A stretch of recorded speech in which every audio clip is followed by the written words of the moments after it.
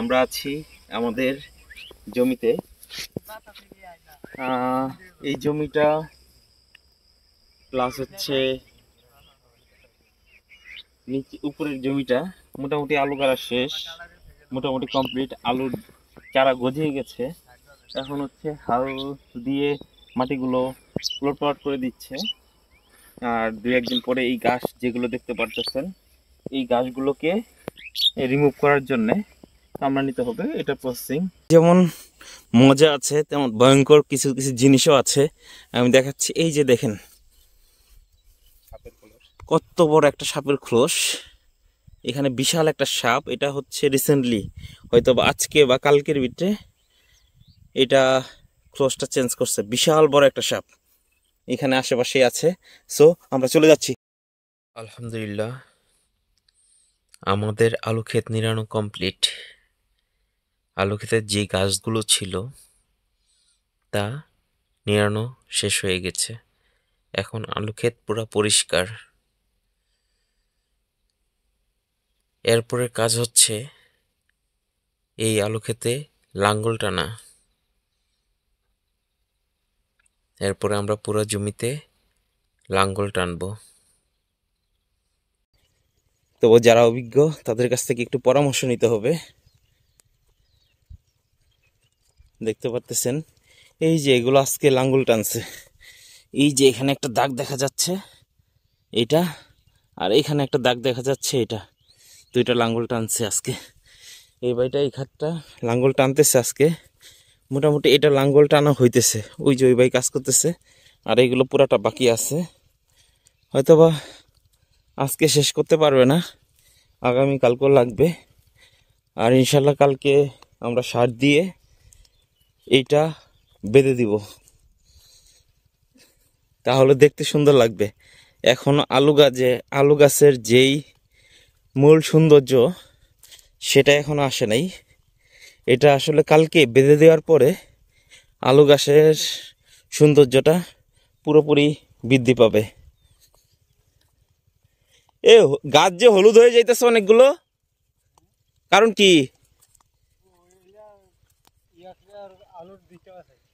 আলুর ডিস্টার্ব আছে না অন্য কিছু? আবার গাছ মারা শুরু করলে কিন্তু খবর আছে।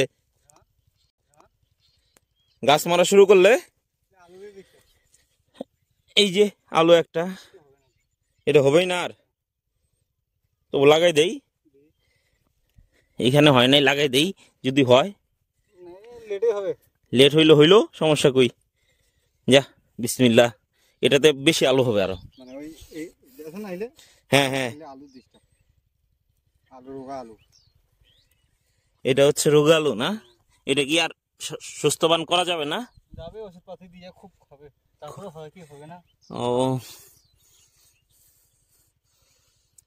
এই কৃষি কাজ করা অনেক টাফ ব্যাপার আসলে।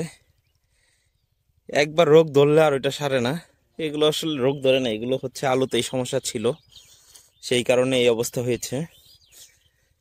আমাদের পুরো ক্ষেতটা যদি দেখাই, ক্ষেত অল্প বেশি না। এই যে এইটার পরের ওইটা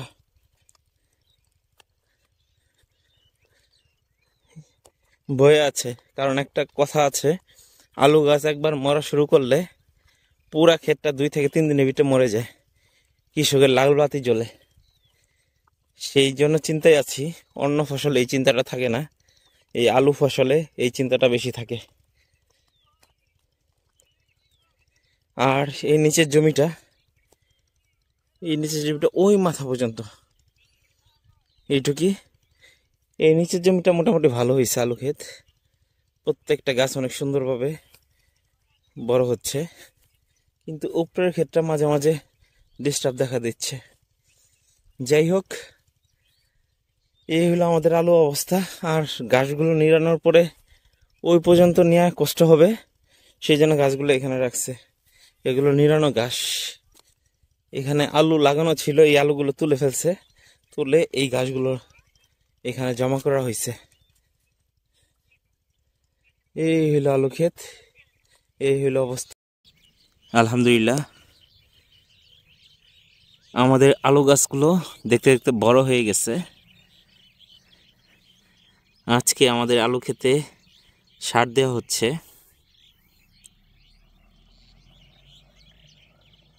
সার ছিটাচ্ছে, দেখতে পারতেছেন। এই জায়গায় আছে, এই জায়গায় আছে।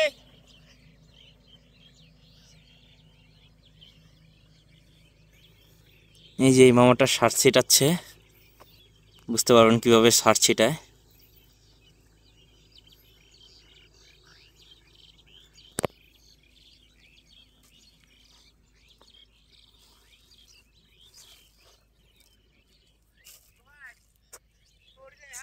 আচ্ছা, আর ওইদিকে দুই মামা সার ছিটাচ্ছে। সারগুলো যদি আমি একটু দেখাই কাছে, যে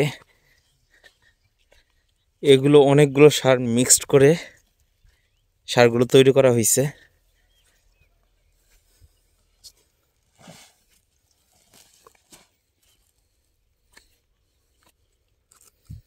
এই যে এখানে ভিটামিন দেওয়া হয়েছে, বিষ দেওয়া হয়েছে, ইউরিয়া, পটাশ, তারপর আরও অনেক কিছু মিক্স করে দেওয়া হচ্ছে খেতে।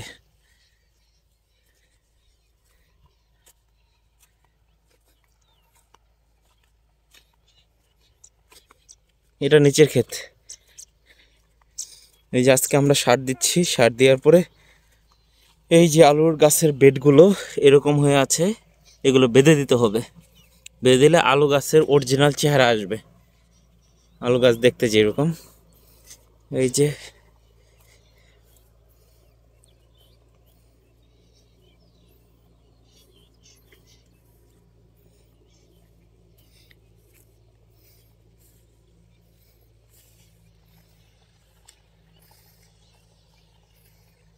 দেখেন কিভাবে সার প্রয়োগ করে।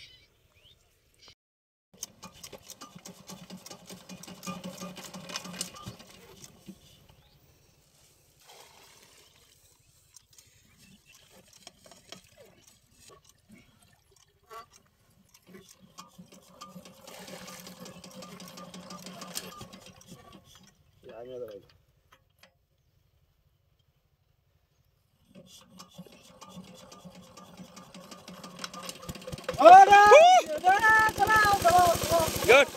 How much?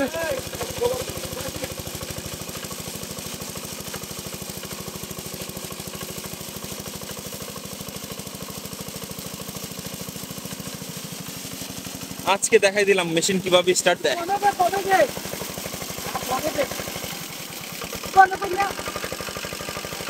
কমে দিবে কেন?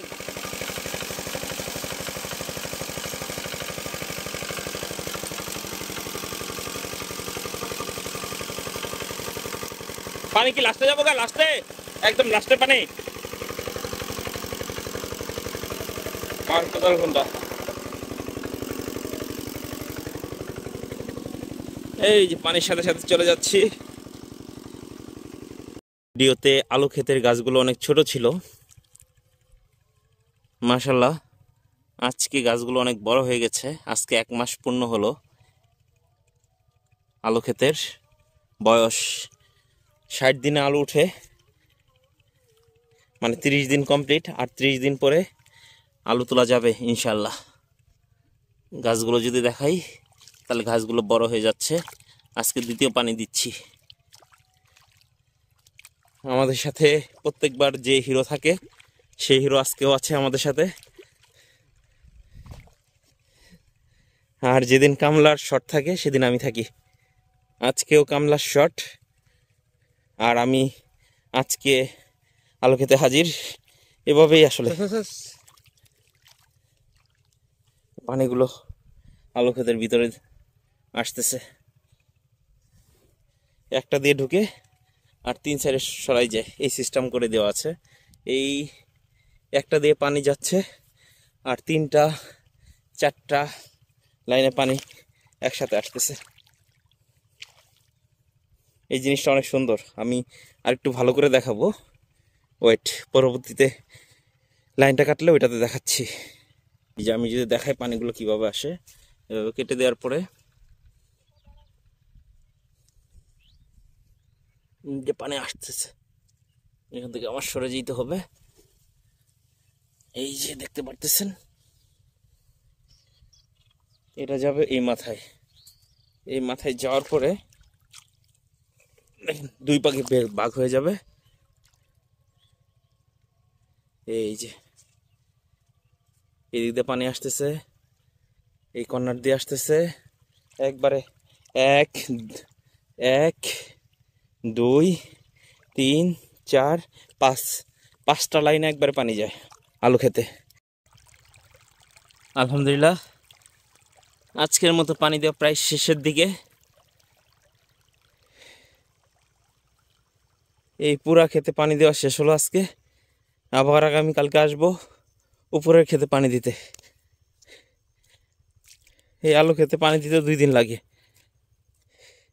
এই যে এদিকে কমপ্লিট ভিজা ভিজা দেখতেছেন, পুরা ডুবাই দেওয়া যায় না, ডুবাই দিলে আলু নষ্ট হয়ে যাবে। সেই জন্য মোটামুটি যেন উপরেরটা না ডুবে এই হিসেবে পানিগুলো দেওয়া হয়েছে। এই যে আমাদের পানি দেওয়া শেষ হলো, এখন মেশিন বন্ধ করে দেব। মেশিন কেমনে বন্ধ করে?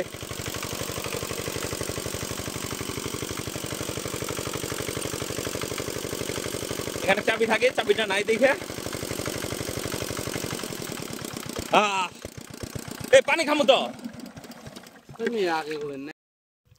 আর আজকের কৃষক হলাম আমি, এই হইলো আমার অবস্থা।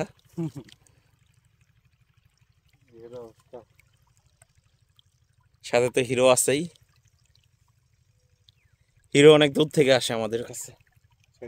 বাসা কই? সোনাহার। সোনাহার বাসা।